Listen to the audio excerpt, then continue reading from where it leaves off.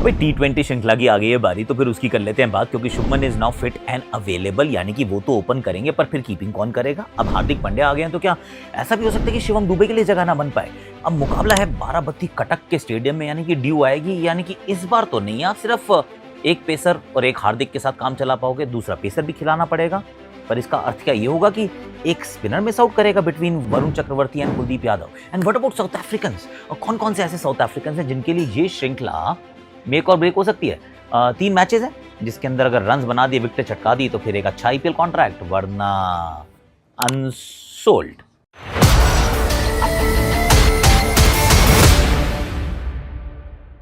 Hashtag Akashvani में आप सभी का हाथ जोड़ के स्वागत है। कैसे हो आप लोग?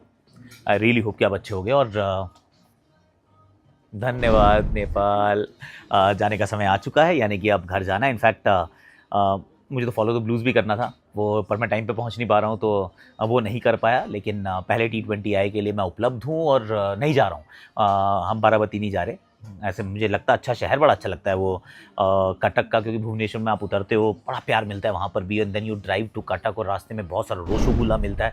और ये बहुत लड़ाई रहती है एक्चुअली कि ये जो रसगुल्ला है, जो बड़ा वाला स्पॉन्ज वाला, जो बड़ा वाला होता है, ये कटक की देन है या फिर ये बंगाल वालों ने क्लेम कर लिया है? इसके ऊपर बड़ा विवाद होता है, बहुत बवाल होता है, ये मैंने देखा है। तो I am not going this way और दैट वे। भैया जिसका सब अपने पास रख लो। अगर रास्ते में खाने को मिले तो खा लो, क्योंकि रोड साइड पे बिक रहा होता है और बहुत सही होता है यार, ठंडा ठंडा एकदम।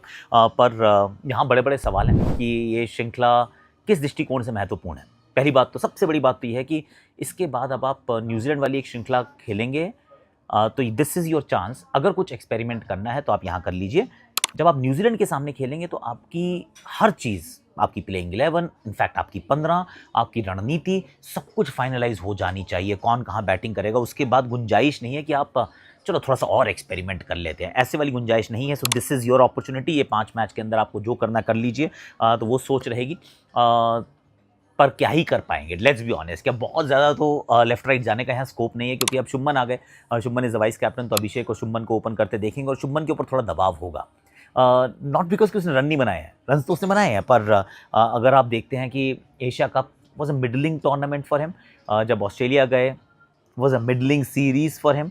जहाँ पे अच्छे लग रहे थे बैटिंग करते, वहाँ बारिश आ जाती है, पूरा मैच नहीं हो पाता है, और उसके बाद टेस्ट सीरीज़ में चोट लग जाती है, India loses the test matches, बहुत सारा बवाल होता है। और अब क्योंकि अब वर्ल्ड कप के इतना करीब आ रहे हैं और यशस्वी ऑलरेडी एक शतक लगा चुके हैं, तो सडनली ये सवाल आने लगता है कि हाँ, शुभमन के ऊपर ध्यान रखो, ये रन बना रहे हैं नहीं बना रहे। तो आई थिंक उनके लिए बड़ी महत्वपूर्ण श्रृंखला होने वाली है। As a batter, as a vice captain of course, साथ में अभिषेक, उन पे कोई प्रेशर नहीं है। 3 और 4 पे मैं देख रहा हूँ सूर्य कुमार यादव और तिलक वर्मा को खेलते हुए। अगेन वहाँ पे कोई ना सवाल है, ना शक है, ना शुबा है। उसके बाद आएगा सवाल कि क्या हम अभी भी अक्षर पटेल को नंबर 5 पे खिलाएंगे? क्योंकि एक रणनीति हम बना रहे थे कि अक्षर हमें 5 पे चाहिए बैटिंग को लंबा करने के लिए, बीच में एक लेफ्टी डालने के लिए। हालांकि बीच में लेफ्टी की अब कोई ऐसी मारामारी नहीं है, आपके पास अभिषेक ओपनर है, तिलक वर्मा बीच में आते हैं, तो एक लेफ्टी तो ऑलमोस्ट सर्टन है कि बीच में रहेगा 9 आउट ऑफ 10 टाइम्स। तो अक्षर का क्या करेंगे? क्या ऊपर रखेंगे या नीचे भेजेंगे? सो वो एक सवाल होगा। वरना 5 पे अगर आप हार्दिक को रखते हैं, 6 पे आप शिवम दुबे को रखते हैं, 7 पे आप जितेश शर्मा को रखते हैं, ये आपके टॉप 7 हो सकते हैं। इसमें एक्चुअली में आपको वो अक्षर को लाने की आवश्यकता नहीं है। लॉजिकली देखें तो नंबर 7 भी किसी को, मैं दुबे को खिलाऊं या फिर मैं जितेश को खिलाऊं, वो 7 number is a bit too low for both of them. तो फ्लेक्सिबिलिटी बैटिंग ऑर्डर में फिर भी हो सकती है कि विकेट नहीं गिरी तो ऊपर भेज दिया एंड ऑल ऑफ दैट। पर अक्षर का यहाँ पे 5 खेलना लॉजिकल नहीं लगता है। नंबर 8 पे लेकिन अक्षर को मैं ज़रूर रखूँगा। अगर नंबर 8 मैंने अक्षर को रखा तो फिर 9, 10 और 11 ये होगा बड़ा सवाल कि अब क्या करेंगे आप। 8 पे अक्षर, 9 पे और 10 पे आप 2 स्पिनर नहीं खिला पाएंगे। मन आपका कर रहा होगा कि हम 3 स्पिनर्स के साथ खेल जाएं, पर बाराबती कटक में ना, ईस्ट ऑफ इंडिया ड्यू आती है, और ड्यू हमने देखा है कि इस वनडे सीरीज़ में बहुत आई थी, तो यहाँ पे भी आएगी। तो 3 स्पिनर्स के साथ खेलना ऑलमोस्ट इम्पॉसिबल हो जाएगा, या फिर कहें 3 पेसर खिलाना मैंडेटरी हो जाएगा। May be that is a better thing.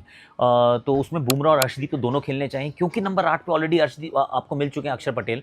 तो फिर आप हर्षित राणा को बाहर छोड़ सकते हैं। एक ऑल्टरनेट तरीका हो सकता है कि 8 पे आप हर्षित को खिला लें, फिर आप कुलदीप और वरुण को खिला सकते हैं, कि भाई कुलदीप और वरुण को मैंने खिला लिया, और उसके बाद 9, 10 और 11 पे बुमराह खिला लिया। दैट्स अनदर पॉसिबिलिटी, मतलब कि आप ये काम भी कर सकते हैं। हालांकि आई लाइक कि आप बुमराह और अर्शदीप वरुण चक्रवर्ती, अक्षर पटेल, हार्दिक पांड्या एंड शिवम दुबे। मैं ये 6 प्लस तिलक वर्मा से मे भी थोड़ी सी गेंदबाजी, इस तरीके की 11 जो है मुझे पर्सनली ज़्यादा बेहतर प्रतीत होती है। आपकी क्या बेहतर 11 हो सकती है? Do let me know in the comment section, क्योंकि जो बाहर बैठा हो बाहर ही बैठो। कई बार आप संजू के लिए सोचते हो, संजू की हाल ना वही हो गई है। संजू और Rishabh Pant are actually in the same boat. एक को वनडे में लगते हैं खिलाते नहीं है, दूसरे को T20 में रखते हैं खिलाते नहीं है। रखा हुआ है भाई। तो अब टीम में तो है पर खेलने का मौका आपको नहीं मिलेगा।